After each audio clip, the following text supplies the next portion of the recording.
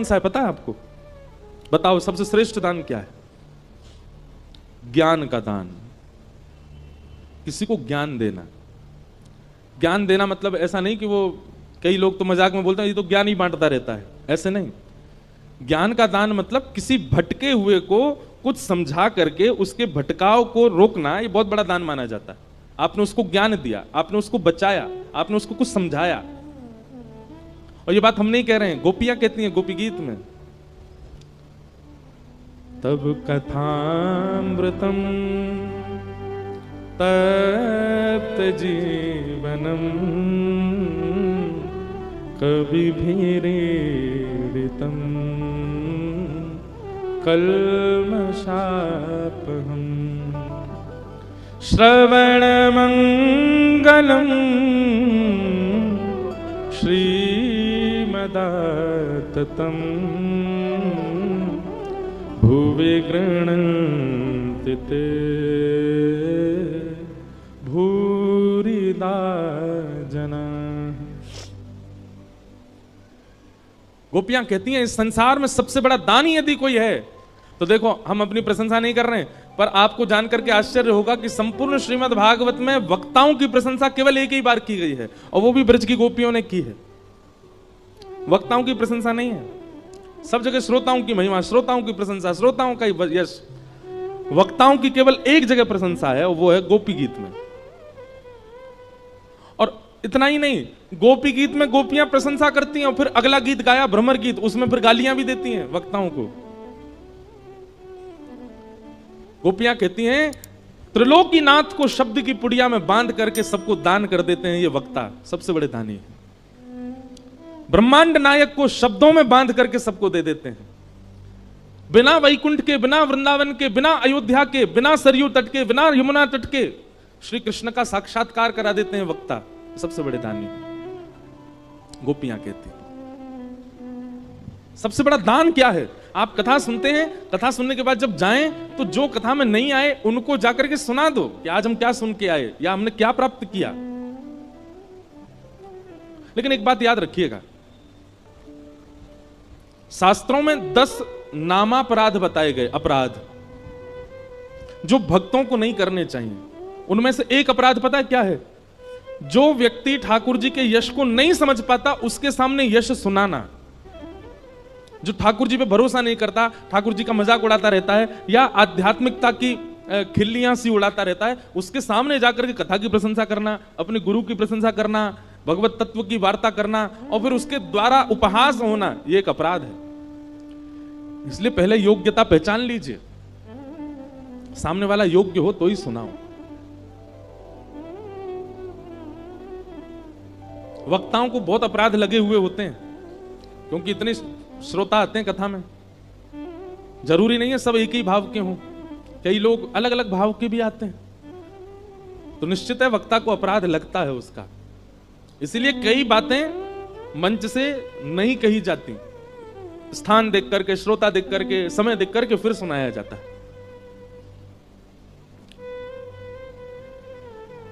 तो दान ज्ञान का अच्छा, पर दीजिए उसी को जो उसको पचा सके, जो उसको संभाल सके, जो उसको रख सके। बीज को कहीं भी नहीं बोया जाता, सत्पात्र में ही बोया जाता है। जहां बीज अंकुरित हो सके वहीं डालते हैं हम। हर बीज का एक नियम होता है ना। अब मुझे तो इतनी नहीं आती प्लांटिंग करना, फार्मिंग करना, पर आप सब में से कोई जानकार हो, हर बीज का एक स्वरूप होता है कि वो इतनी मिट्टी में ही जाएगा तो फलेगा, इतनी धूप ही आनी चाहिए, इतना जल पड़ना चाहिए। तो ऐसे ही पात्र देख करके बताना चाहिए भगवत भावों को। ये बात आपके लिए, हमारे लिए नहीं। हम तो खुले मंच से कुछ भी कहें, ये तो कथा पंडाल है, अपराध तो लगता है, लेकिन फिर भी यह नियम है कि यहां तो सब सुनाना ही है। पर आप लोग जब एकांतिक किसी से मिलते हैं या अपने परिवार के लोगों के बीच में बैठते हैं, जो व्यक्ति ऐसा दिखता हो कि ये इस भाव को अच्छी तरह स्वीकार नहीं करेगा, मत सुनाइए, नहीं तो अपराध लगेगा। और जहां लगता है कि नहीं ये अधिकारी है इस भाव का, उसको तुरंत बताइए। सबसे बड़ा दान है।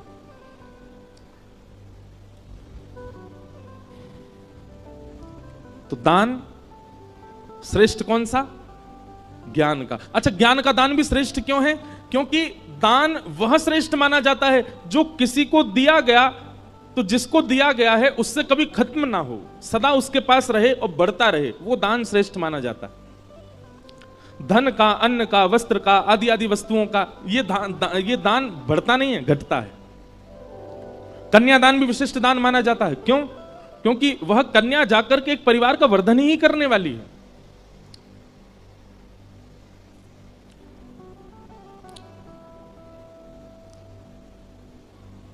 तो इस प्रकार राजा नल की कथा बताई गई। फिर आगे प्रसंग आता है कि श्री नारद जी महाराज भगवान की गृहचर्या देखने गए कि भगवान अपने गृहस्थाश्रम में कैसे रहते हैं। तभी नारद जी ने जाकर के क्या देखा कि ठाकुर जी 16,100 राजकुमारियों के साथ एक ही समय पर अलग अलग रूप में अलग अलग भवनों में विलास कर रहे हैं, एक ही साथ। यह दर्शन करके नारद जी महाराज अत्यंत प्रसन्न हुए।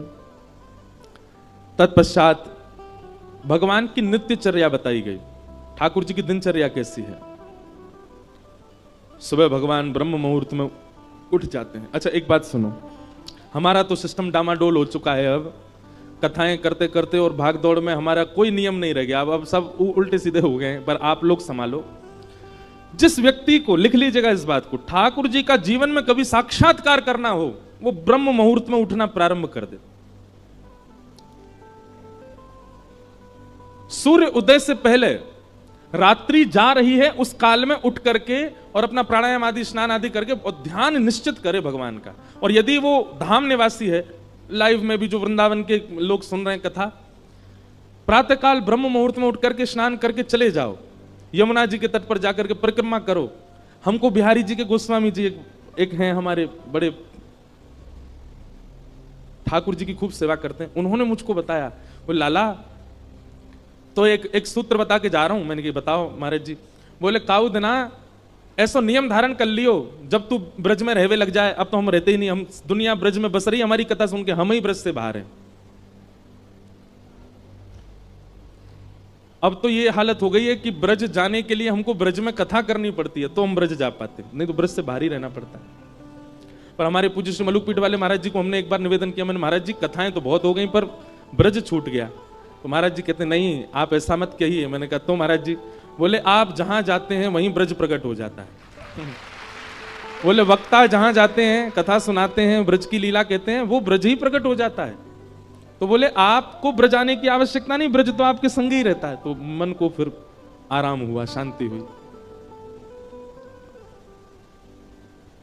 अभी चंडीगढ़ में वृंदावन प्रकट उत्सव था, मतलब कथा सप्ताह थी पर उसमें वृंदावन प्रकट के भाव ज्यादा होते थे। अभी तक हमको बताते हैं कि महाराज जी वो मेला ग्राउंड था जहां कथा थी।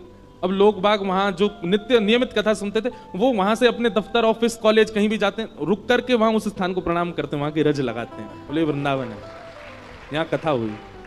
और अब चंडीगढ़ के सब लोग लगे हैं उसका नाम मेला ग्राउंड ना करवा करके सीधा वृंदावन ही करवा रहे हैं। बोलो वृंदावन है ये, यहाँ कथा हुई। वृंदावन जाइएगा तो एक नियम, वैसे तो 3 नियम हमने एक पद ही बना करके गाया है। राधिका रानी जी, वृषभानु दुलारी जी, राधिका रानी जी, राधिका रानी जी, वृषभानु दुलारी जी, राधिका। ओ सुन लो अरज हमारी हमारी, रहूं ब्रज रज को उपास उपास, ब्रज को उपासी, रहूं ब्रज रज को उपासी उपासी, ब्रज रज को। गाओ भाव से। राधिका रानी जी, वृषभानु दुलारी जी, राधिका रानी जी, वृषभानु दुलारी जी, राधिका रानी जी, वृषभानु दुलारी जी, राधिका रानी जी, वृषभानु दुलारी जी। ओ सुन लो अरज हमारी हमारी, रहूं ब्रज रज को उपासी,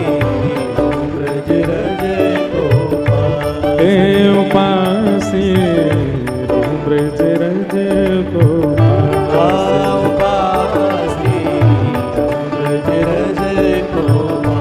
वृंदावन जावे वाले को पहलो नियम ध्यान से सुनिएगा। मंगला उठ यमुना जी जाऊं, मंगला उठ यमुना जी, मंगला उठ यमुना जी जाऊं, मंगला उठ यमुना जी। फिर प्यारे राधा वल्लभ के दर्शन पाए,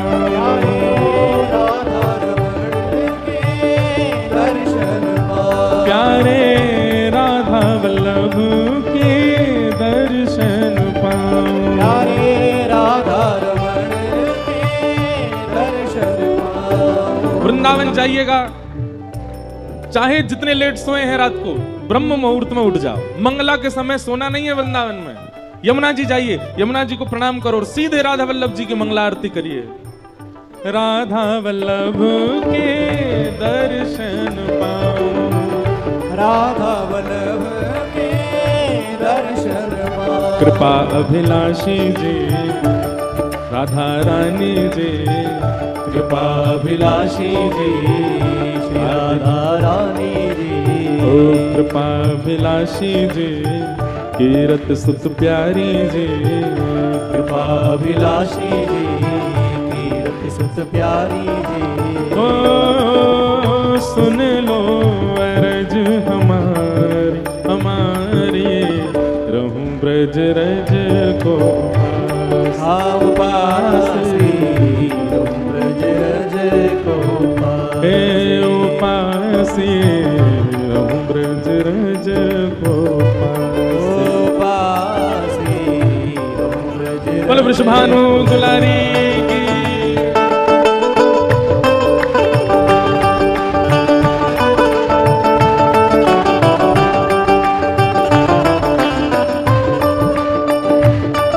वृंदावन धाम की, राधा रमण लाल की।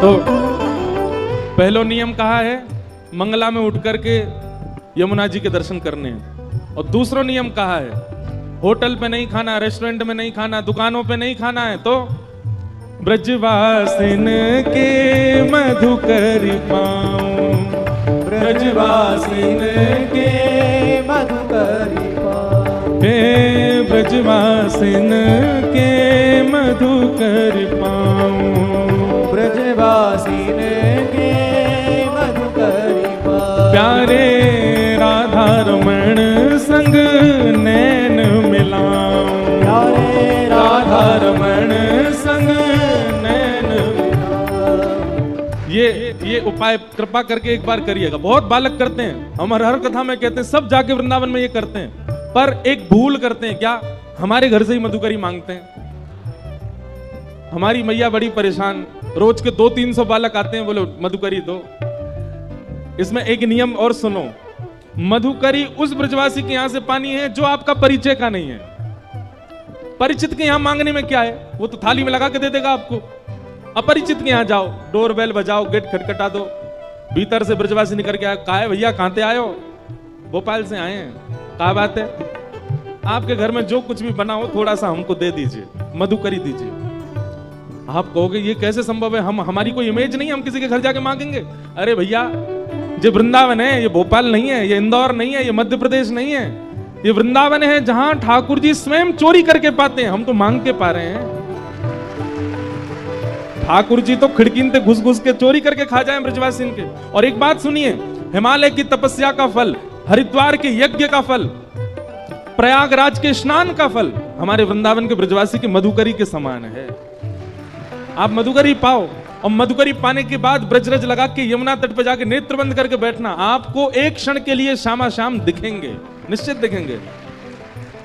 ब्रजवासिन के मधुकर पाऊं, ब्रजवासिन के मधुकर पाऊं, हे ब्रजवासिन के मधुकर पाऊं, ब्रजवासिन के मधुकर पाऊं, प्यारे राधा रमण संग नैन लगाऊं, प्यारे राधा रमण संग नैन मिलाऊं, ओ प्यारे राधा रमण संग नैन लगाऊं, प्यारे राधा रमण संग नैन मिलाऊं, महलन वारी जी वृषभानु दुलारी जी, महलन वारी जी वृषभानु दुलारी जी, ऊंचे महलन वारी जी बरसाने वारी जी, ऊंचे महलन वारी जी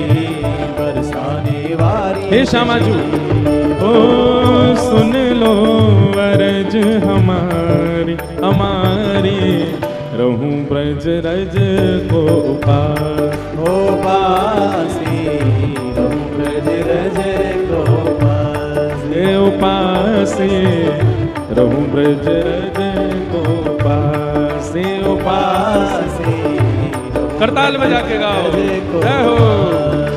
हे राधिका रानी जी वृषभानु दुलारी जी, राधिका रानी जी वृषभानु दुलारी जी, ओ सुन लो अरज हमारी हमारी, रहूं ब्रज रज को उपास, उपासी रहूं ब्रज रज को पासी, उपासी रहूं ब्रज रज को उपासी, उपासी रहूं ब्रज रज बोल वृंदावन बिहारी लाल की।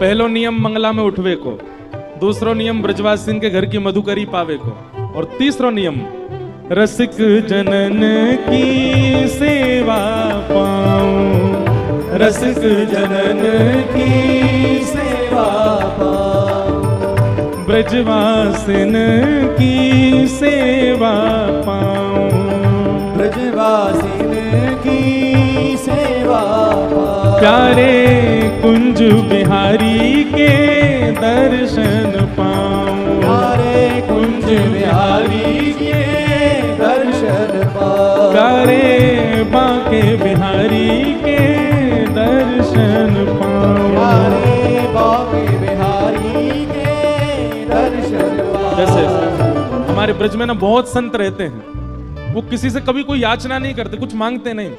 गर्मियों के समय में जाओ तो ऐसी सामग्रियां उनके लिए लेके जाओ जो उनके भजन में सहायक बने।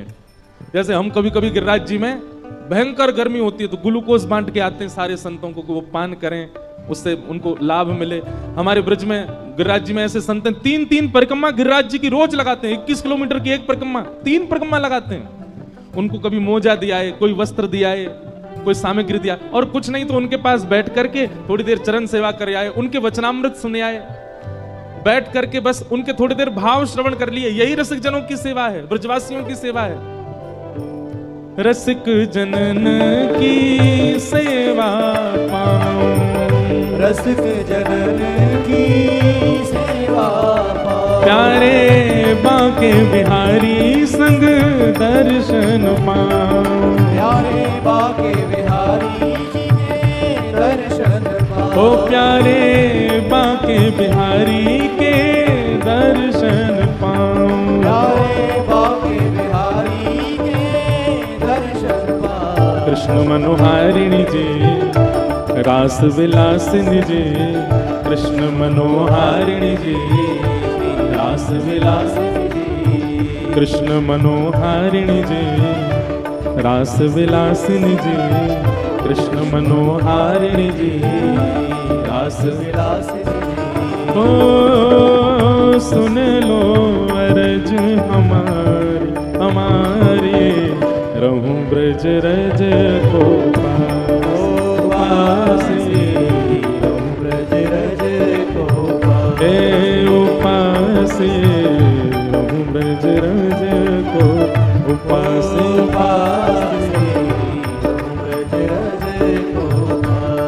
और अंतिम भाव में जो भी भाव लिख पाते हैं ना, तो भाव ऐसा आता है, हमारे गिरधर लाल जी लिखवा रहे हैं, तो अंतिम भाव में श्री गिरधर लाल जी की एक भावना का दर्शन है। गोवर्धन पर्वत पे राजो, गोवर्धन पर्वत पर हे श्यामाजू, आप या ब्रज की सेवा से हमको और कुछ मत दीजिए, क्या दीजिए, ये अंतिम भाव जो है ये प्रदान कर दीजिए बस। गोवर्धन पर्वत पे राजो, गोवर्धन पर्वत पर प्यारे गिरधर लाल संग दर्श करा दो, प्यारे गिरधर लाल संग दर्श करा दो, ओ प्यारे गिरधर लाल संग दर्श करा दो, प्यारे गिरधर लाल संग दर्श करा दो। बरसाने वाली जी, कृष्ण मनोहारिणी जी, बरसाने वाली जी, कृष्ण मनोहारिणी जी, ओ सुन लो अरज हमारी हमारी, रहूं ब्रज रज को पासी, ब्रज रज को हे उपासी, रहूं ब्रज रज को पासी, ब्रज रज को भाव से राधिका रानी जी, वृषभानु दुलारी जी, राधिका रानी जी, वृषभानु दुलारी जी, हो सुन लो अरज हमारी हमारी, रहूं ब्रज रज को पासी, ब्रज रज को हे उपासी, रहूं ब्रज रज को पासी, ब्रज रज को उपासी, रहूं ब्रज रज को पासी, पासी, ब्रज रज को हे उपासी, रहूं ब्रज रज को पासी, उपासी, रहूं ब्रज रज को पासी। ज्यादा नहीं, ब्रज के ये 3 नियम हैं, मंगला उत्थापन, मधुकरी सेवन और रसिक सेवा, ब्रजवासीन की सेवा। ये 3 भाव करने वृंदावन, ठाकुर जी यही से प्रसन्न हो जाएंगे। पर वृंदावन जाके व्यक्ति सब करता है, ये तीनों ही नहीं करता, ना तो मंगला उठते हैं, ना मधुकरी मांगते हैं, ना रसिकों की सेवा करते हैं। तो 3 काम कीजिए। ठाकुर जी की दिनचर्या बताई गई, भगवान सुबह सुबह उठ जाते हैं मंगला में, और भगवान उठ करके फिर अपने भक्तों का स्मरण करते हैं। थोड़ी देर ध्यान लगा करके समस्त ब्रह्मांड में जितने भक्त ठाकुर जी का स्मरण करते हैं, सबका स्मरण ठाकुर जी उस समय करते हैं। तत्पश्चात भगवान स्नान आदि करके शंखनाद करते हैं, और शंखनाद होते ही पूरी द्वारिका उठ जाती है। भगवान के पांचजन्य शंख की ध्वनि से द्वारिका उठती है। तत्पश्चात भगवान गौशाला जाते हैं, गौ सेवा प्रारंभ की स्वयं करते हैं श्री ठाकुर जी। गैयाओं के बीच रहते हैं, गैयाओं से स्नेह करते हैं, सब गैयाओं को स्वयं जाकर के देखते हैं। नगर भ्रमण करते हुए ठाकुर जी फिर अपनी स्वधर्मा सभा में आते हैं। सभा में आकर के मंत्री, महामंत्री, सेनापतियों की वार्ता सुनते हैं। जहां जाना, जो करना, वो सब क्रियाएं करते हैं। रात्रि में ठाकुर जी परिवार को समय देते हैं, सबके साथ बैठ करके प्रसाद पाते हैं और फिर विश्राम करते हैं। इस प्रकार ठाकुर जी के सारे नियम बताए गए दिनचर्या के श्री ठाकुर जी की। आगे राजसूय यज्ञ का प्रसंग सुनाया गया। पांडवों ने राजसूय यज्ञ किया और राजसूय यज्ञ में ठाकुर जी को निमंत्रित किया और भगवान को पत्र में यह लिख करके भेजा कि आप अकेले मत आइएगा, कम से कम 20,000 राजाओं को संग लेकर के आइएगा। ठाकुर जी विचार करने लगे 20,000 राजा कहां से लेके जाएं।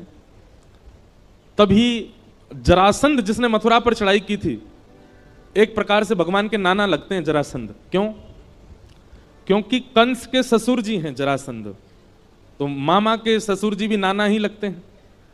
तो जरासंध ने 20,000 राजकुमारों को बंदी बना रखा है। ये खबर ठाकुर जी को पता चली तो भगवान ने फिर योजना बनाई, पहले जरासंध के यहां जाएंगे, वहां से 20,000 राजकुमारों को मुक्त करके फिर जाएंगे यज्ञ में।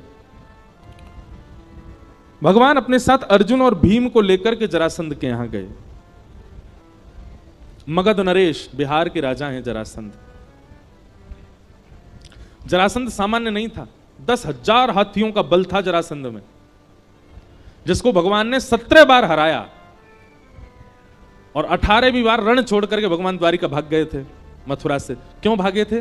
क्योंकि जरासंध ब्राह्मणों को अनुष्ठान पर बैठा करके आया था कि अब की बार में हारना नहीं चाहिए, यदि हारा तो आप सबको जान से मार दूंगा और यदि जीता तो इतनी दक्षिणा दूंगा कि आप ब्राह्मणों को कभी किसी से मांगना नहीं पड़ेगा।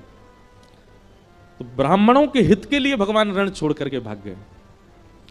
आज भगवान पुनः जरासंध के यहां जा रहे हैं, रूप बदल करके गए, भेष बदल करके गए, अर्जुन, भीम और भगवान। जरासंध का नियम है कि वो ब्राह्मणों को मुंह मांगा दान देता है, क्योंकि ब्राह्मणों के आशीर्वाद से जीता था। भगवान ब्राह्मण का रूप धारण करके गए। जरासंध ने कहा, मांगिए विप्र देवता, क्या चाहिए? भगवान बोले, युद्ध। जरासंध बोला, बोले महाराज क्षमा कीजिएगा, ब्राह्मण दुनिया की कोई भी वस्तु मांग सकता, युद्ध नहीं मांग सकता। और यदि ब्राह्मण युद्ध मांग रहा है तो इसका मतलब वो ब्राह्मण नहीं है, निश्चित ही वंश में कहीं दिक्कत तो है। ब्राह्मण क्या युद्ध में रुचि नहीं होती? आप कौन हैं? अपना रूप बताइए मुझे। भगवान ने अपना रूप दिखाया। योगेश्वर कृष्ण को देख करके जरासंध बोला, मुझे पता था तुम ही होंगे, पर एक बार रण छोड़ करके जो मेरे सामने से भाग जाता है भगोड़ा है, मैं उससे युद्ध नहीं करता दोबारा। कायर हो तुमसे युद्ध नहीं करूंगा। हाँ भाई, तुम अपना मुख दिखाओ। अर्जुन ने अपना मुख दिखाया। बोले, ओहो, पांडवों के मध्यस्थ भ्राता अर्जुन, तुम तो छोटे हो, छोटे बालक हो, बालकों से युद्ध नहीं करता मैं। तीसरे से कहा, तुम अपना रूप दिखाओ। तो भीम ने अपना रूप जब दिखाया, जरासंध बोला, हाँ ये मेरी टक्कर का है, इससे युद्ध करूंगा। सूर्य उदय होते ही आप तीनों मेरे शत्रु हैं, और विशेष रूप से ये मेरा शत्रु है भीम, और सूर्यास्त होते ही आप तीनों मेरे मेहमान हैं। बिना अस्त्र शस्त्र के केवल मल्ल युद्ध होगा भीम और जरासंध के बीच में। कृष्ण और अर्जुन का उस युद्ध में प्रवेश नहीं होना चाहिए। आप लोग बस बाहर बैठ के दर्शनार्थियों की तरह, दर्शकों की तरह देखोगे। भीम बोला, ये होलिका का श्रीफल मुझे ही बनना था क्या? भगवान बोले, मेरे हाथों मरना होता तो 17 बार चढ़ाई की थी इसने मथुरा पे, तभी मर गया होता।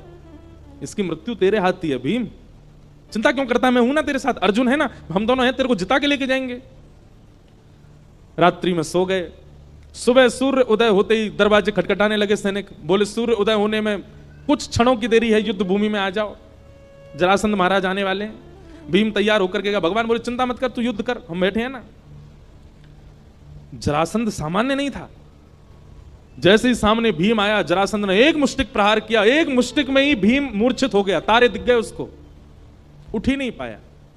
और जरासंध ने इतना मारा, भीम की हड्डी हड्डी दर्द करने लगी। शाम हो गई। एक तरफ से अर्जुन, दूसरी तरफ से ठाकुर जी उसको कंधे पर लाद के लेके आए कक्ष में। बाम आदि औषधि लगाई, केला खवा में, सेब खवा में, और स्वयं पकवान खामे दोनों एक ही थाली में बैठ के। भीम बोला, तुम लोग यहां पकवान उड़ाने आए हो? वो मेरे को इतना मारता है, तुम लोग बैठे बैठे देखते रहते हो। भगवान भीम के पास गए और भीम से जाकर, बहुत अच्छी कथा है, ध्यान से सुना। भीम से भगवान कहते हैं,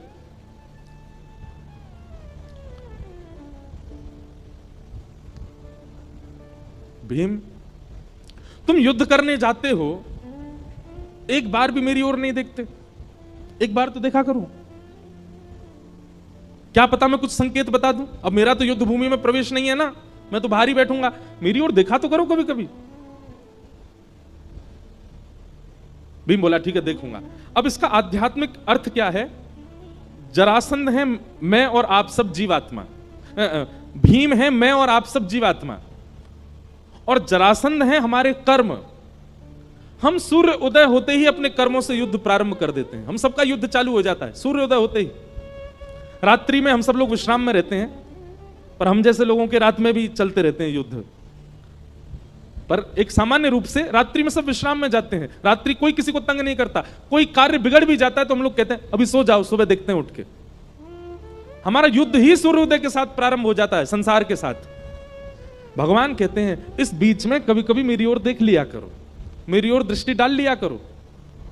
भोपाल में 365 दिन रहिए, लेकिन 7 दिन के लिए यदि कोई ब्रजवासी कथा सुनाने आया है तो आके सुन लिया कीजिए, कोई बुराई नहीं है। समझ में 10 कोई आई है, ताली सबने बजाई है। अब क्या फायदा, अब तो कथा पूरी होने वाली है। अब तो प्रतीक्षा करो, 2 साल बाद आएंगे अब भोपाल, पर उससे पहले हम आसपास तो आएंगे। इंदौर आएंगे, सागर आएंगे, और कहां आएंगे? नर्मदा यात्रा पे भी आएंगे। तो अभी तो 2 साल में तो बहुत कुछ होगा, पर 2 साल बाद जब भोपाल आएंगे तब छुट्टी ले लेना, पहले ही बता देना अपना, जहां भी आप काम करते हो, जहां भी आप लोगों का कार्य है, या स्कूल कॉलेज जो भी है, सब जगह बता देना हमको टाइफाइड हो गया है, 7 दिन नहीं आ पाएंगे। ज्यादा नहीं, 7 दिन मांग रहे हैं, 7 दिन तो पूरी कथा को दिया कीजिए। ये बहुत आवश्यक होता है जीवन के लिए।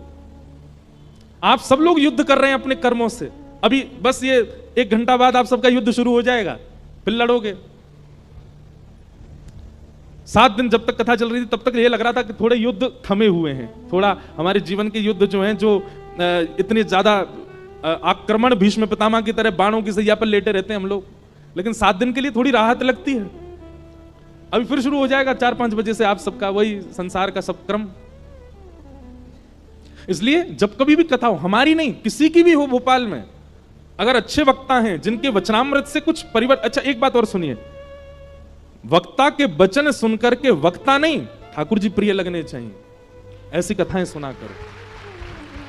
हम इस बात पर आपको बार बार टोकेंगे। बिचौलिया से लड़का का गुण सुनो तो लड़का प्रिय लगना चाहिए, बिचौलिया नहीं। पता चली लड़की बिचौलिया के संगी चली गई, वो सुनाने तो आया था कि वो लड़का ऐसा है, उसके काम ऐसे हैं, गुण ऐसे हैं, वो लड़का छोड़ो तुम ही बढ़िया हो, तो दिक्कत हो जाएगी। वक्ता बिचौलिया होता है, उसके प्रति आदर हो, उसके प्रति सम्मान हो, उसके प्रति श्रद्धा हो, उसके प्रति पूजनीय भाव हो, पर प्रीति तो उसकी वाणी से ठाकुर जी से ही होनी चाहिए, उससे नहीं। कई लोगों की वाणी ऐसी होती है कि उनसे प्रीति हो जाती है, नहीं, गलत है। तो भगवान कह रहे हैं भीम तू युद्ध करने जाता बीच में मुझे देखा कर। हम सबको भगवान कह रहे हैं, हम सब युद्ध करते हैं सुबह से शाम तक, बीच बीच में कभी देखा करो। 365 दिन युद्ध करते हो, बीच में 7 दिन मेरे पास आ जाया करो, कुछ ट्रिक्स बता दूंगा, ठाकुर जी कह रहे हैं जीवन के उपयोगी। भीम बोला कल देखूंगा। बोला हाँ कल देखना मेरी ओर। दूसरे दिन भीम जैसे युद्ध करने गया, जरासंध ने फिर से उसको मारना शुरू किया। नीचे घेर के जरासंध बैठ गया भीम के ऊपर, और भीम ने दृष्टि घुमाई, ठाकुर जी केला खा रहे थे। भीम ने भगवान की ओर देखा, भगवान ने तुरंत एक पत्ता उठाया और बीच से अलग किया। भीम समझ गया मुझे क्या करना। उसने ऐसा दाव पेच खेला, जरासंध के एक पैर पर अपना एक पैर रखा, दूसरा पैर पकड़ करके बीच से उसको चीर दिया, और दोनों भाग अलग करके जैसी जरासंध को देखा अचेत पड़ा है, मर गया, भगवान की ओर भुजा उठाने लगा, मैं जीत गया, मैं जीत गया, मेरी विजय हो गई। भगवान बोले पीछे देख। पीछे देखा तो जरासंध फिर एक हो गया, फिर से उसने मारना शुरू किया। हाथ पांव फिर टूट गए। शाम को फिर से भगवान उसको कंधा पे लाद के ले गए, बिस्तर पे जाके लेटा दिया। भगवान अपना भोजन पानी करने लगे। भीम बोला आप लोग तो खाने आए हो, यहां पे कुछ करते तो हो नहीं, आनंद ले रहे हो, मैं पिटता हूं पूरे दिन। भगवान बोले तुझसे कहा था मेरी ओर देख, कल आज देखा तो था मैंने आपकी ओर। अब देखो कितनी अच्छी बात ठाकुर जी कह रहे हैं। समर्पण की भावना से देख, मैं अपने कार्य में सफल हूं, इस स्वार्थ भावना से मत देख। मेरे जीवन में जो होगा मेरे लिए उचित होगा, मुझे प्रॉफिट हो आप दे देना, लॉस हो तो भी आपकी कृपा। ऐसे समर्पण भावना से देख। तू मेरी ओर किस भावना से देख रहा था? विजय की भावना से, मुझे जीतना ही है। नहीं यार भीम, जीतने की भावना से नहीं। कर्म का फल क्या मिलेगा ये मेरे हाथ में निर्भर है। कर्मण्येवाधिकारस्ते, तुम्हारा अधिकार केवल कर्म पर है। मां फलेषु कदाचन, फल तो मैं दूंगा, तू केवल अपना कर्म कर। समर्पण की भावना से मेरी ओर देख, जीतने की भावना से नहीं। भीम बोला कल देखूंगा। बोला ठीक है। दूसरे दिन युद्ध हुआ और भीम ने समर्पण की भावना से ठाकुर जी को देखा। आज विजय की भावना नहीं थी, समर्पण था। नाथ, जो है जीवन सब आपका है, आप निश्चित करिए, जो आपको उचित लगे वैसा हो। समर्पण की भावना से देखा तो भगवान ने भीम को योग्य जाना और योग्य जान करके वही क्रिया की जो कल की थी, लेकिन आज उस क्रिया को करके विपरीत दिशा में फेंका। ठाकुर जी ने एक युक्ति और देखो, समर्पण की भावना से जब आप ठाकुर जी को देखते हैं और विजय की भावना से जब आप ठाकुर जी को, दोनों में अंतर क्या है? विजय की भावना में आप धैर्यवंत नहीं होते, विजय विजय विजय विजय विजय यही दिखता रहता है आपको।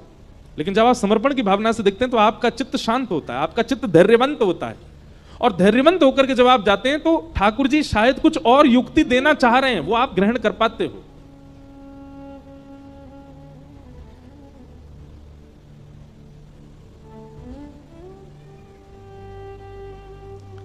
भगवान ने जब भीम को देखा कि आज समर्पण है, तब पत्र बीच से अलग करके विपरीत दिशा में फेंका। भीम को संकेत मिल गया कि करना वही है जो कल किया था, बस बीच से अलग करके छोड़ नहीं देना है, विपरीत दिशा में डालना है ताकि ये एक ना हो सके। तब भीम ने वही दाव पेच खेला, बीच से दुर्योधन जरासंध को अलग करके विपरीत दिशा में फेंका। नहीं एक हो पाया और जरासंध के प्राण निकल गए। तब भगवान को आज प्रणाम किया, बोले नाथ क्षमा करना, कल मुझसे भूल हुई, आज मैंने अपनी भूल सुधारी। भगवान बोले अब जरासंध का वध हो गया, तुम सफल हुए, चलो। 20,000 राजकुमार जो बंदी बने थे उन सबको मुक्त किया और लेकर के भगवान राजसूय यज्ञ में गए। राजसूय यज्ञ में जाकर के 20,000 राजकुमारों को प्रस्तुत किया, सबको अलग अलग सेवा प्रदान की गई। ब्राह्मण देवताओं ने कहा अग्र पूजा किसकी होनी चाहिए? तब सबने प्रस्ताव किया कि अग्र पूजा तो भगवान श्री कृष्ण की होनी चाहिए। और श्री कृष्ण की अग्र पूजा हुई। सबको अलग अलग कार्य प्रदान किए गए, किसी को भोजन भंडार दिया, किसी को संतों की सेवा अगवानी दी। सिंहासन पर दूर भगवान कृष्ण बैठे थे। भगवान बोले हमको क्या सेवा दे रहे हो? बोले आप तो बैठे रहो, आपको क्या सेवा देना, आप तो राजा हो, आप तो हम सबके प्यारे हो, आप तो बस बैठे बैठे मुस्कुराते रहो, आपको क्या सेवा दें? ठाकुर जी बोले नहीं हमको सेवा चाहिए। पांडव बोले आपके लिए कोई सेवा नहीं। भगवान बोले या तो दो, नहीं तो हम खुद ले लेंगे। पांडव बोले हम तो नहीं दे रहे। तो भगवान बोले ठीक है, तो हमने ले ली सेवा। बोले कौन सी सेवा? जितने लोग यज्ञ में आएंगे सबकी पादुका उठा के रखना हमारी सेवा है। भगवान श्री कृष्ण ने, पांडव रोने लगे, बोले नहीं नाथ। बोले नहीं, अब तो यही सेवा है हमारी। और पूरे यज्ञ भूमि के बाहर बैठे हैं ठाकुर जी, और जितने संत आ रहे हैं, जितने ब्राह्मण आ रहे हैं, जितने ऋषि आ रहे हैं, जितने वेदज्ञ आ रहे हैं, सबकी पादुका उठा उठा करके ठाकुर जी व्यवस्थित कर रहे हैं।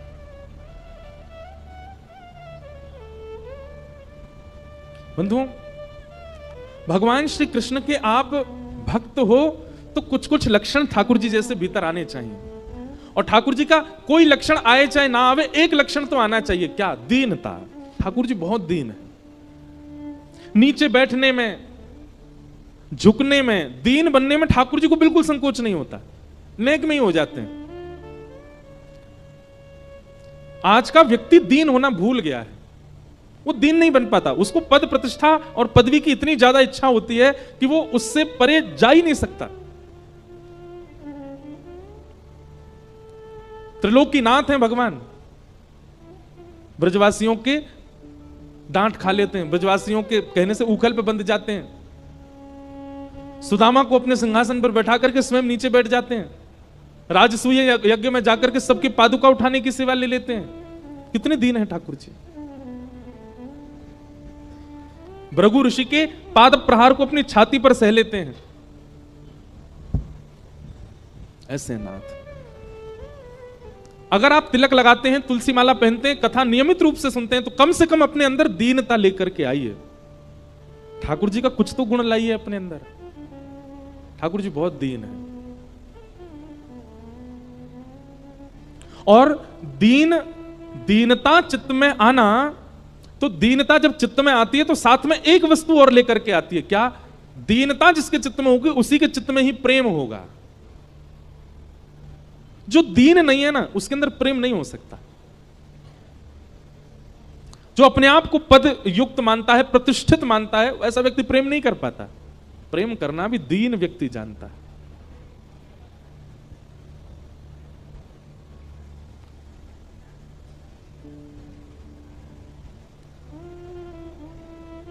भगवान पादुका उठा रहे हैं और पांडवों का राजसूय यज्ञ पूर्ण हुआ। इसी यज्ञ के प्रारंभ में भगवान ने शिशुपाल का वध भी किया। क्यों? शिशुपाल ने 100 से अधिक गालियां भगवान को दी। किसी ने मुझसे प्रश्न किया, बोल महाराज जी आप कहते हो सहनशील बनो, भगवान स्वयं नहीं सहन कर पाए। 101 गाली शिशुपाल ने दे दी तो भगवान ने सुदर्शन चक्र चला दिया। एक बात हमेशा याद रखना, ठाकुर जी को क्रोध नहीं आता, महादेव को क्रोध नहीं आता, हनुमान जी को क्रोध नहीं आता, देवी को क्रोध नहीं आता, पर इन सबके जो गण हैं ना, जो संग रहते हैं, वो कोपित होते हैं। कभी हमारे साथ कुछ ऐसा होता है देव पीड़ा से, तो ठाकुर जी पे इतना समय मुझ पे क्रोधित होंगे वो। पर हां, उनके जो दीन गण जन हैं, उनके जो भक्त जन हैं, उनके संग जो कितनी योगनियां रहती हैं, उनको क्रोध आ जाता है। इसलिए ठाकुर जी को ज्यादा वैसा कोई व्यवहार नहीं करना चाहिए देवों के प्रति जिससे उनके गण रुष्ट हो जाएं। ठाकुर जी को क्रोध नहीं आता। 100 गाली होने तक भगवान ने छूट दे रखी है शिशुपाल को। 101 होते ही भगवान तो वहां आराम से बैठे थे, सुदर्शन चक्र स्वयं आ गया। सुदर्शन चक्र भगवान का गण है, वो दंड देता है। उसने आकर के शिशुपाल का सर धड़ से अलग किया।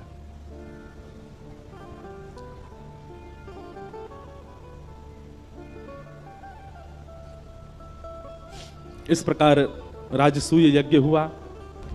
तत्पश्चात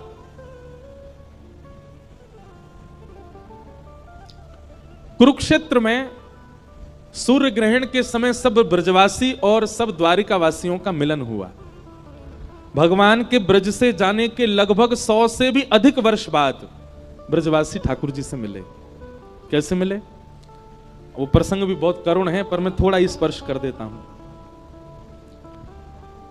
ना द्वारिका के लोगों को पता है कि वहां कुरुक्षेत्र में ब्रजवासी आने वाले हैं, ना ब्रजवासियों को पता है कि कुरुक्षेत्र में द्वारिका के लोग आने वाले हैं। ये लोग कुरुक्षेत्र गए क्यों हैं?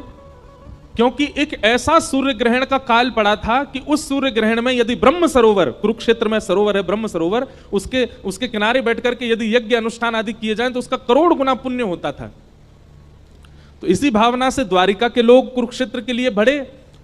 और यहां सब ब्रजवासियों ने मन में विचार किया कि जा दिन ते कन्हैया ब्रज छोड़ के गए हो, हम तो कहीं गए नहीं, पर भैया ऐसा सुनो है कि बहुत जोर को बहुत वर्षन बाद एक सूर्य ग्रहण पड़ रहा है, और या सूर्य ग्रहण में कियो गयो पुण्य करोड़ गुना फल है। तो हम सब ब्रजवासी जाकर के या सूर्य ग्रहण में अनुष्ठान करेंगे कि हमारो लाला सदैव हमारो प्रिय बनो रहे। आज पहली बार ब्रजवासी ब्रज छोड़ करके कुरुक्षेत्र जा रहे हैं।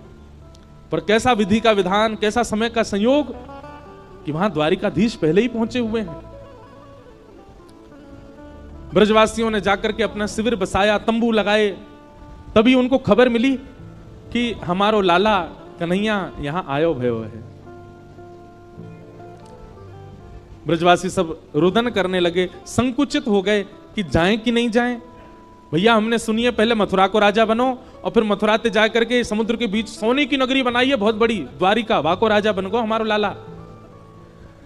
मधुमंगल श्रीदामा तो बात कर रहे हैं, बोले हमने तो यही सुनी है कि आजकल कृष्ण कन्हैया गोपाल गोविंद या नाम से कोई ना पुकारे वाकू। अरे बड़ो लंबा चौड़ो नाम है गो लाला को। मथुराधिपति वसुदेव नंदन देवकी नंदन द्वारिकाधीश श्री कृष्णचंद्र भगवान, इतना बड़ो नाम है लाला को। श्रीदामा बोलो अरे तेने छोटो बतायो या तू बड़ो है? बोले कहा है? मथुराधिपति वसुदेव नंदन देवकी नंदन ब्रज उर चंदन गौ ब्राह्मण संत प्रतिपालक श्री द्वारिकाधीश कृष्णचंद्र भगवान। सब ब्रजवासी आपस में ऐसी ऐसी चर्चा कर रहे हैं और मन में विचार कर रहे हैं हम जाएं एक बार लाला को देखवे।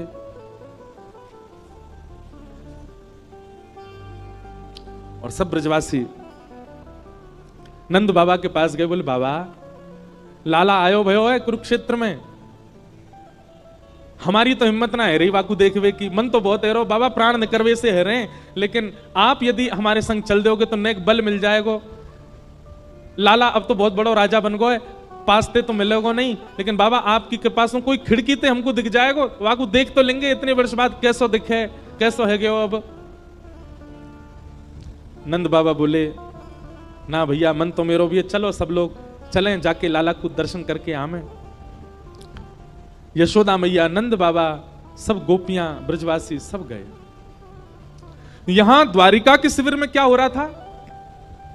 रत्न सिंहासन पर भगवान विराज रहे हैं और भारतवर्ष के समस्त वेदज्ञ, समस्त ऋषि, समस्त महान मुनि सब सामने बैठे हैं। कोई त्रिपुंडधारी, कोई ऊर्ध्वपुंडधारी, सब लोग अपने हाथ में दूरबा लिए, कुशा लिए, बिल्वपत्र लिए, तुलसी दल लिए, सब ठाकुर जी की आराधना कर रहे हैं। सूर्य ग्रहण चल रहा है, भगवान योग निद्रा में बैठे हैं और बड़े बड़े वेदज्ञ साक्षात वेद खड़े होकर के मंत्रों का उच्चारण कर रहे हैं। हजारों की तादाद में लोग द्वारिकाधीश का दर्शन कर रहे हैं और ठाकुर जी की एक अद्भुत अर्चना चल रही है वहां पर। तभी उन हजारों की भीड़ में सबसे पीछे नंद बाबा, यशोदा मैया, श्री दामा, तन सुखा, मन सुखा, धन सुखा, मधुमंगल सब पहुंच गए। और जैसे ही दूर से जाकर के ठाकुर जी को देखा, नेत्रों से अश्रुपात होने लगे। बोले बाबा लाला हमारो राजा बन गो है, देखियो कितने बड़े सिंहासन पर बैठो है, लेकिन बाबा इतने बरस बाद आ जाओ लाला, देखो वैसे ही लगे नेक 100 वर्ष से अधिक को है गयो लाला, लेकिन आज भी ऐसा लग रहा हो 16 वर्ष को ये का। और ये बात सत्य है, ठाकुर जी 16 वर्ष ही रहते हैं, इसके बाद ठाकुर जी पर काल चक्र का क्रम नहीं होता। 16 वर्ष के बालक की भांति ठाकुर जी की आयु रहती है।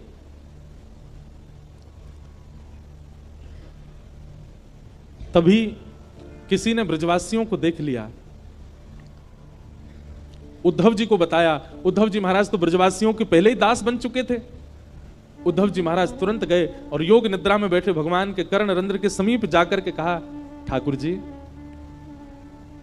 सब ब्रजवासी आए हैं, नंद बाबा, यशोदा मैया, मधुमंगल, श्रीदामा आदि सब सखा आपके दर्शन को आए हैं।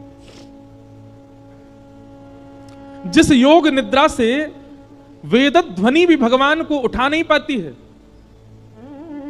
उस योग निद्रा में बैठे, योग साधना में बैठे भगवान को जैसे यशोदा मैया के शब्द बताए गए कि यशोदा मैया खड़ी हैं, संपूर्ण योग, निरध्यासन, ध्यान, धारणा, समाधि सब भूल गए ठाकुर जी। यशोदा मैया का वो कोमल रूप ठाकुर जी को दिखने लगा। पीछे पीछे मैया दौड़ रही है, आगे आगे ठाकुर जी दौड़ रहे हैं, ये सब स्वरूप दिखने लगा। ब्रज की लीलाएं अनुभव होने लगी। मैया अंक में भर के ठाकुर जी को सुलाती है, सब भाव याद आने लगे। रत्न सिंहासन पर बैठे हुए ठाकुर जी के नेत्र सजल हो गए और सजल नेत्रों से ठाकुर जी ने तुरंत नेत्र खोले और उद्धव का हाथ पकड़ लिया और कांपते हुए बोले, कहां है यशोदा मैया? जैसे ही ठाकुर जी ने देखा, सामने हजारों की तादाद में भीड़ है और वहीं पीछे वृद्धावस्था है, झुकी हुई कमर से यशोदा मैया खड़ी हैं। ठाकुर जी ने विचार नहीं किया। सामने असंख्य पात्र रखे हैं सोने चांदी के, असंख्य वेदिक पूजन के क्रम रखे हैं। ठाकुर जी लांग गए, सबको दौड़ करके गए और सारी भीड़ को हटाते हुए, सब हटो, मेरी मैया आई है, अरे मेरी मैया आई है, मेरी यशोदा मैया आई है। यहां यशोदा मैया ने ठाकुर जी को देखा, ठाकुर जी ने यशोदा मैया को देखा, दौड़ करके ठाकुर जी ने अंक में भर लिया मैया को। भगवान की 16,108 पत्नियां आ गईं, भगवान के सारे पुत्र आ गए, भगवान के पौत्र आ गए, भगवान की पुत्र वधुएं आ गईं। सब आकर के देखने लगे, आज वो मैया आई है जिसने हमारे पितामह श्री कृष्ण को पाल पोस के बड़ा किया।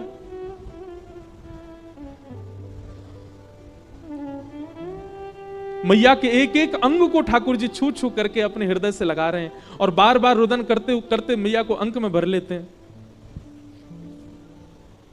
ऐसा वर्णन करते हैं बंधुओं हमारे रसिक जन, कि ठाकुर जी भूल गए कि मैं द्वारिकाधीश हूं, ठाकुर जी भूल गए मैं 16,000 पत्नियों का पति हूं, ठाकुर जी भूल गए मैं 16,000 बालकों का पिता हूं, ठाकुर जी भूल गए कि मेरे नाती भी हैं, मेरी पुत्र वधुएं भी हैं, मेरे पौत्रों के भी ब्याह हो चुके हैं। और ठाकुर जी अचानक से नंद नंदन बन गए, वृंदावन के श्री कृष्ण बन गए। और मैया तो बोले, मैया बहुत दिन आए गए, तेरो दूध नाए पियो, जल्दी बैठ, मुझको तेरी गोद में लेटना है, तेरो दूध पान करना है। और नन्हे बालक की तरह ठाकुर जी रुदन करने लगे। उस कुरुक्षेत्र के द्वारिका शिविर में यशोदा मैया बीच आंगन में बैठी हैं और गोद में द्वारिकाधीश लेटे हैं और मैया के वक्ष से दुग्ध पी रहे हैं। इस दृश्य को देख करके रुक्मणी आदि पत्नियां सब मानो जैसे स्तब्ध हो गए। ठाकुर जी ने मुकुट उतार के दूर फेंक दिया, अपने आभूषण उतार दिए और लिपट गए मैया से।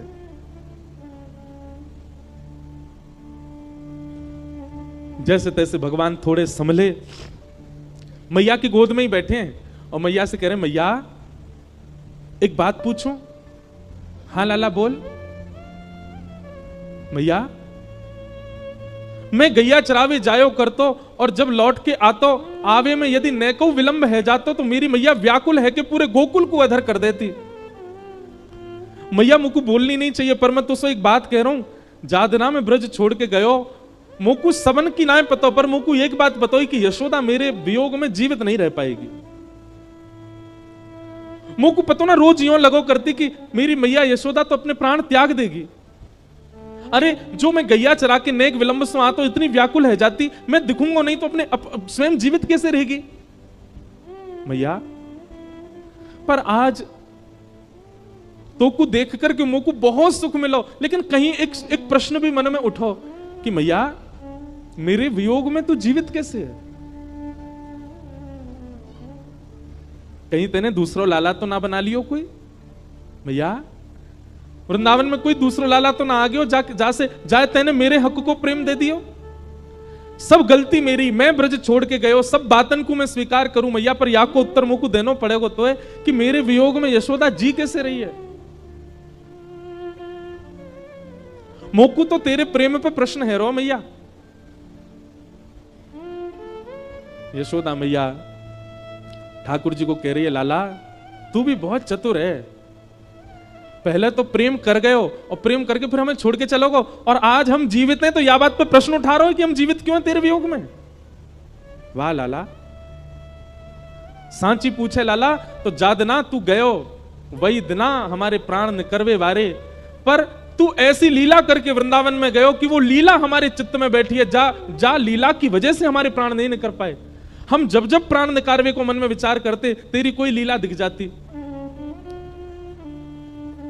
तेरो पलना में सोनो, अपने काजल को फैला लेनो, रोज रोज नहाए नहानो और जादना में नवावे ले जाऊं, रो रो के घर बेहाल कर देनो, गैया चरानो, बंशी बजानो, ये सब लीला हमारे चित्त में निरंतर चलती रहे लाला। और यही निगोरी लीला की वजह से हमारे प्राण ना निकल पाए, क्योंकि चित्त में चल रही लीला से हमको ऐसा अनुभव होवे लाला यहीं बैठो है हमारे पास से, ये अभी दौड़ो दौड़ो आवेगो, माखन रोटी मांगेगो। लाला कैसे करके हमारे हृदय से यार लीला को निकाल दे, देख फिर हम जीवित रह पाए कि नहीं। तू ऐसी लीला करके गए हो वृंदावन में कि वृंदावन में आज भी यशोदा मैया कह रही है, जा मार्ग से तू गैया चरा के आयो करतो लाला, 100 वर्ष है गए वह मार्ग पर कोई गैया चरावे नहीं गए हो। क्यों? सब ब्रजवासी ये विचार करें या मार्ग में कन्हैया के चरण चिन्ह अंकित हैं, हम उनके ऊपर नहीं चलेंगे। जा गिरिराज पे तेने जाके गैया चराई, वह गिरिराज पे कोई जावे ना है, क्यों? यहाँ पे कन्हैया के चरण अंकित हैं। जा वृक्ष पे बैठ के तेने वंशी बजाई, वह वृक्ष के ऊपर कोई चढ़े ना है, क्यों? यहाँ पे हमारो लाला बैठो। और वहां जा करके जब तेरी याद आवे वह मार्ग पर जाकर के वहां की मट्टी को सिरते लगा लें, वह वृक्ष को जाके हृदय से लगा लें, वह यमुना को जाकर के दर्शन कर लें। हम तो ऐसे जीवित हैं लाला, और तू आज हमसे ही पूछ रहा है कि हम जीवित कैसे हैं। वास्तव में तू छोड़ के चलोगे, लेकिन तेरो वृंदावन वो साक्षात तेरो ही स्वरूप है लाला। वहां तेरे चरण चिन्ह है, वहां तेरी पीतांबरी है, वहां तेरी वंशी है, वहां तेरो मोर पिच्छ है, वहां लाला को बालपन है, वहां की वजह से हम जीवित हैं।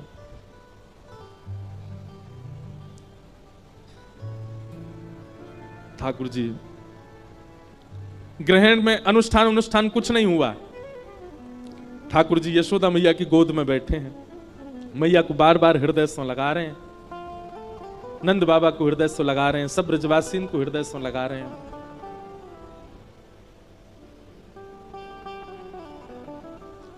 तभी श्री दामा ने ठाकुर जी के कान में कही, लाला किशोरी जी भी आई हैं। किशोरी जी को नाम सुनते ही ठाकुर जी स्तब्ध हो गए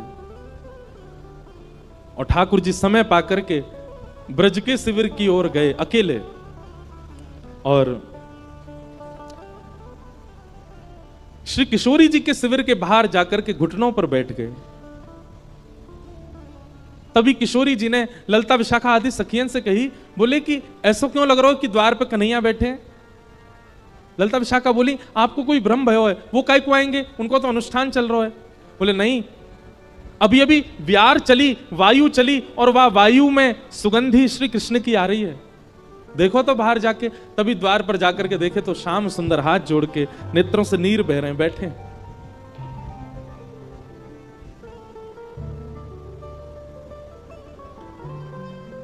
बहुत सुंदर प्रसंग है। किशोरी जी और ठाकुर जी का मिलन हुआ और फिर ठाकुर जी ने वहां रास विहार किया। उस रास विहार का दर्शन भगवान की समस्त पटरानियों ने किया, और उस रास विहार में श्री किशोरी जी का रूप देख करके भगवान की सारी पटरानियां मूर्छित हो गई, सौंदर्य देख करके किशोरी जी का। इतनी सुंदर हमारी श्यामा जी। मैं कथा के विश्राम में एक भाव किशोरी जी के चरणों में निश्चित रखता हूं। आज भोपाल की कथा विश्राम करते हुए भी श्री किशोरी जी से प्रार्थना करें, हे श्यामा जी, मोहे तो भरोसो है तेरो रे किशोरी राधे, मोहे तो भरोसो है तेरो रे किशोरी राधे, मोहे तो भरोसो है तेरो रे किशोरी राधे। नेत्र बंद करके किशोरी जी का स्मरण करके सब गाओ।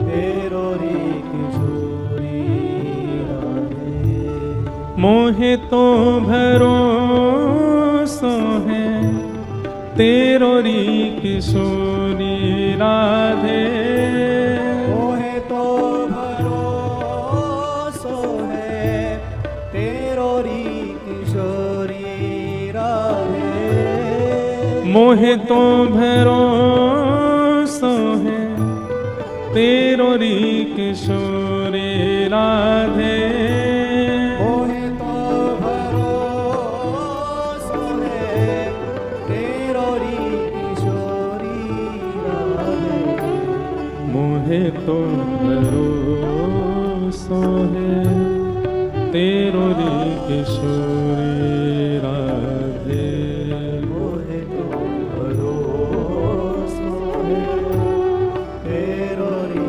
किशोरी राधे, साधनहीन दीन में राधे, साधनहीन दीन में राधे, साधनहीन दीन में राधे, साधनहीन दीन में राधे, तुम करुणामयी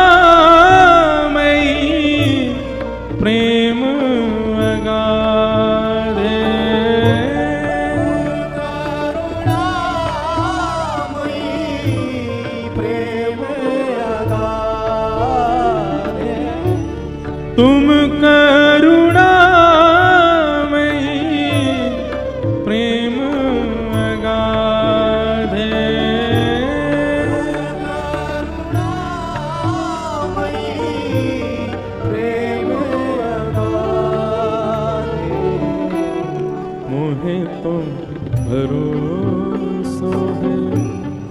तेरो रे किशोरी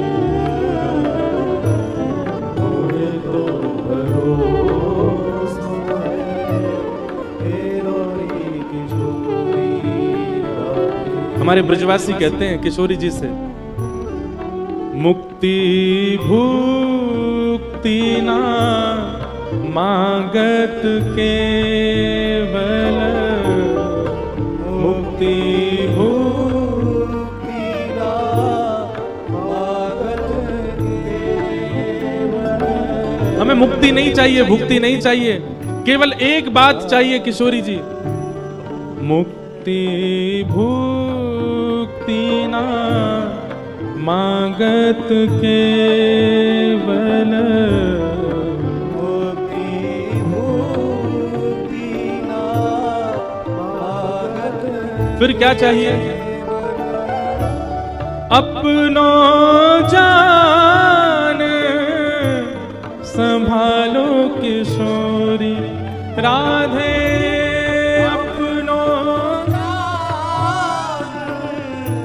संभालो किशोरी। हमें अपना जान के संभाल लीजिए बस, अपनो जान संभालो किशोरी राधे,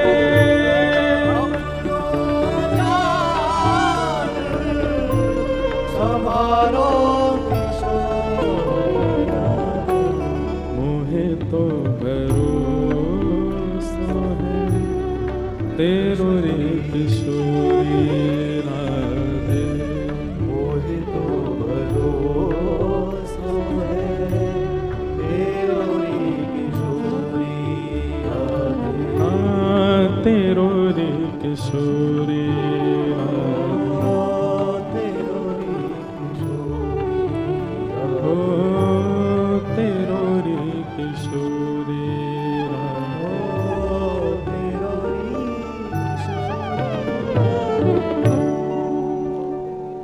रुक्मणी जी की स्थिति ऐसी बताई जाती है कि भगवान श्री कृष्ण से कभी विलग नहीं हो सकती रुक्मणी जी, पर श्री किशोरी जी का दर्शन करके रुक्मणी जी के चित्त में इतना प्रेम आह्लाद प्रकट हो गया कि श्री किशोरी जी के चरणों में प्रणाम करते हुए रुक्मणी जी कहती हैं कि आप हमें अपनी शरण में रख लीजिए और सदा के लिए ब्रज में ले चलिए। हम द्वारिका छोड़ने को तैयार हैं, अपने प्राणेश श्री कृष्ण के बगैर रहने को तैयार हैं, पर आपके बगैर अब नहीं रह पाएंगे। हमारी किशोरी जी सामान्य नहीं है बंधुओं। रुक्मणी जी निवेदन कर रही हैं, भगवान की सब पटरानियां कह रही हैं कि आप सदा के लिए अपने श्री चरणों में हमको वास दे दीजिए। ऐसा रूप है किशोरी जी का, जिनके रूप दर्शन मात्र से सारे संशय विनाश हो जाते हैं, चित्त को एक ठौर मिल जाती है, कोई विकार चित्त में रह नहीं पाता, बस एक ही इच्छा होती है एक कोने में कहीं बैठ जाएं और केवल इनको निहारते रहें और कुछ ना करें। हरिराम व्यास जी गाते हैं, किशोरी तेरे चरणन की रज पाऊं, बैठी रहूं कुंजन के कोने, श्याम राधिका गाऊं, किशोरी तेरे चरणन की रज पाऊं।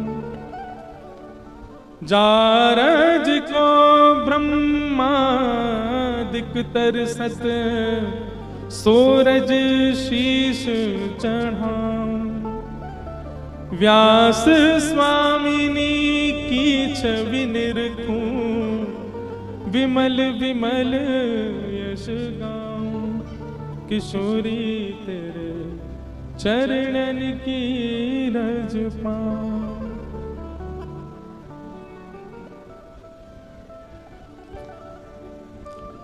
वेद यज्ञ अनुष्ठान नहीं हुआ, प्रेम का अनुष्ठान हुआ कुरुक्षेत्र में। और इस प्रकार ब्रजवासियों से ठाकुर जी मिले। तत्पश्चात भगवान के मित्र श्री सुदामा जी की कथा आती है। भगवान के एक सखा हैं जिनका नाम श्री सुदामा जी बताया गया, जो कि अत्यंत दीन, अत्यंत दैन्य, अत्यंत निर्धन हैं, पर दरिद्र नहीं है।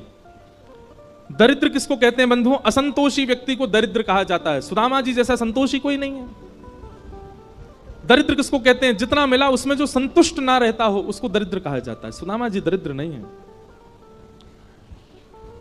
सुदामा जी तो इतने संतोषी हैं कि कभी कहते ही नहीं है कि श्री कृष्ण मेरे सखा हैं। पर एक दिन सुशीला उनकी पत्नी के कहने पर कि आप द्वारिका जाइए, आपको सौगंध है मेरी, सुदामा जी मन में विचार करने लगे, मेरी दीन दशा देख करके कोई ये ना सोचे कि मैं कुछ मांगने आया हूं, इसलिए मैं द्वारिका नहीं जाता। दूसरी बात द्वारिका ना जाने की, सुदामा जी कहते हैं कहीं मेरी दीन दशा देख करके कोई ये ना सोचे कि श्री कृष्ण का सखा ऐसा, ये कैसे भक्तवत्सल है जो अपने सखा को नहीं संभाल पाए, दुनिया को क्या कृपा करेंगे, कहीं कोई ये प्रश्न ना उठा ले, इसलिए सुदामा जी द्वारिकाधीश के पास नहीं जाते।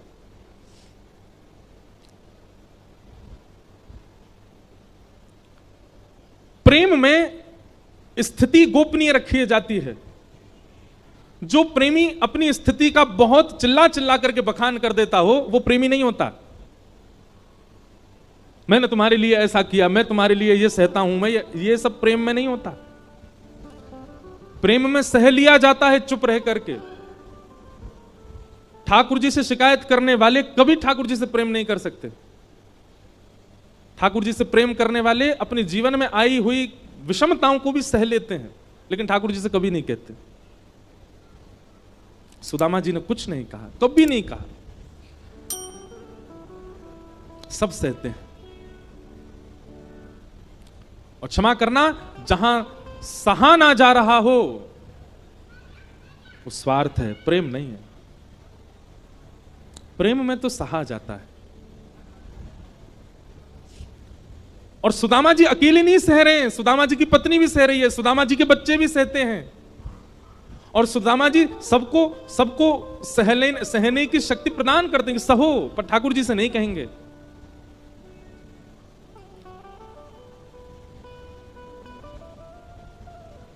पर आज सुदामा जी की पत्नी से रहा नहीं गया, चरणों में निवेदन किया, बोले आप द्वारिका जाइए, अपने मित्र से मिलकर के आइए। सुदामा जी बोले देवी तुम निश्चित इसलिए भेज रही हो ना ताकि मेरी दीन दशा देखकर के वो करुणा निधान मुझ पर कुछ अनुग्रह कर दें। सुशीला कहती हां मैं यही चाहती हूं, क्योंकि आप सहना जानते हैं, मैं सहना जानती हूं, बच्चे क्यों सहें, 4-4 दिन तक भूखे रहते हैं हमारे बालक। सुदामा जी बोले क्षमा करो देवी, इस कारण से तो मैं नहीं जाऊंगा। वो मेरा मित्र है, मित्र इसलिए थोड़ी बनाया है कि मेरी विषमता, मेरी स्थिति पर वो मेरी सहायता करे। मित्र तो इसलिए बनाया है, सखा तो इसलिए बनाया है ताकि जैसी भी स्थिति है पर उससे कभी कुछ मांगू ना, केवल दिया करूं। सुशीला कहती है ऐसी भावना द्वारिकाधीश ने भी रखी होती है आपके प्रति, वो भी कुछ दे देते आपको। सुदामा जी कहते क्या नहीं दिया, देखने के लिए दृष्टि द्वारिकाधीश ने दी है, सुनने के लिए कान द्वारिकाधीश ने दिए हैं, सुगंधी के लिए नासिका दी है, रस के लिए जिह्वा दी है, कर्म के लिए हाथ दिए, चलने के लिए पांव दिए, सोचने के लिए बुद्धि दी। और क्या चाहती हो तुम द्वारिकाधीश से? भगवान ने व्यवस्था सारी दी है, अब इस व्यवस्था से उपभोग करना या ना करना यह हमारे कर्म पर निर्भर है, हम इसके लिए द्वारिकाधीश को क्यों टोकें? लेकिन सुशीला को आज ज्ञान समझ नहीं आ रहा था। सुदामा जी से कहा आपको मेरी सौगंध है, आप द्वारिका जाइए।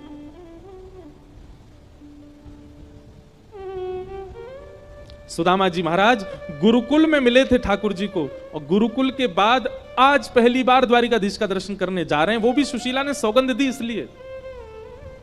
लेकिन इतना संकोच कर रहे हैं। एक बात याद रखिएगा बंधुओं, प्रेम में प्रेमी का गहना क्या है?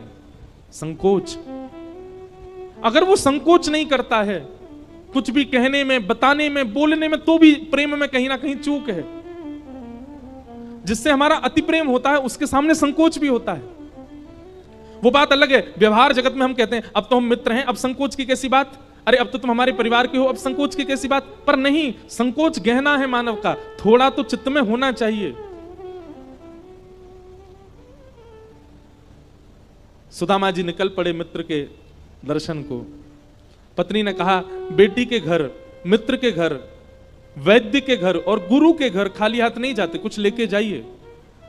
सुदामा जी बोले क्या लेके जाऊं, मैं व्यवस्था करती हूं, चाहती तो एक घर से चावल ला सकती थी, पर 4 घरों में गई, अलग अलग मुट्ठी चावल लेके आई, ताकि अलग अलग चावल देख के द्वारिकाधीश समझ जाएं कि हमारे घर में ये चावल पाने के लिए भी योग्यता नहीं है।